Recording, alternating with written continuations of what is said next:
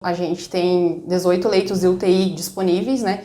E desses 18, 8 leitos estão reservados apenas para pacientes respiratórios, esses com pneumonia ou até mesmo influenza. Nós temos uma influenza positiva na UTI internada e nos setores de internação também. Nos setores de internação a gente tem um grande número de doenças respiratórias nessa época do ano, tanto que no início da semana a gente já tinha 3 influenzas positivas internadas e agora nós temos 2. Um já recebeu alta, mas esse é o nosso cenário nos últimos dias.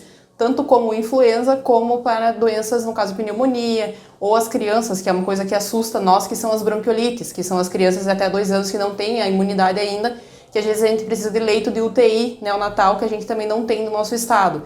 E a tendência agora dos próximos dias, dos próximos meses, é que essas doenças respiratórias aumentem e cada vez fique pior a nossa situação.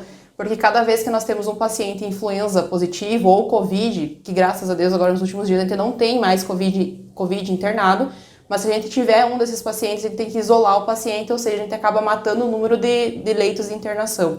E hoje nós trabalhamos com a capacidade máxima do hospital, tanto o pronto-socorro como o setor de internação e a clínica e as UTIs. A gente trabalha hoje com a capacidade máxima da UTI, então a gente sempre fala que a gente libera um leito para o outro paciente entrar. Então sempre quando a gente tem uma alta na UTI, outro paciente já está esperando ou já está quase a caminho do hospital ou até mesmo no pronto-socorro aguardando esse leito de UTI. É uma coisa que a gente vem destacando muito, a gente sabe que essa época do ano a grande maioria da população fica um pouco assustada por conta do cenário que a gente passou de Covid e algumas complicações de influenza, só que a gente pede que procurem o hospital, o nosso pronto-socorro, quando os sintomas forem mais graves, que seja quando a gente tem a falta de ar iminente, que a gente não consegue respirar, quando a gente tem muita dor no tórax, ou também quando a gente tem perda do nível de consciência, que a gente não sabe o que fez, não sabe o que aconteceu, ou acaba desmaiando. Ou quando a febre não cessa há mais de 3 dias e não abaixa de 39 graus e meio, 38. Que assim procurem nós para a gente fazer o atendimento. Mas caso contrário, nós temos tanto a UPA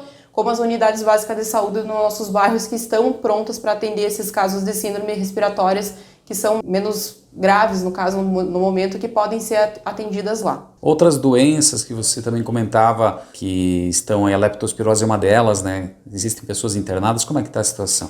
Então, essa semana que passou, a gente teve 3 notificações por suspeita de leptospirose, nenhuma dessas do nosso município de Videira. 2 delas já foram descartadas e outra a gente aguarda a confirmação dos exames ainda, porque esses exames vão para Florianópolis, então a gente demanda um tempo maior de resposta disso. Mas a gente sabe que é um cenário que, infelizmente, por conta do Rio Grande do Sul, que alguns voluntários acabaram indo ajudar, é um cenário que também pode preocupar nós, que talvez a gente comece a apresentar alguns casos de leptospirose no município, mas até o momento nós não temos nenhuma leptospirose confirmada nos últimos dias no nosso município.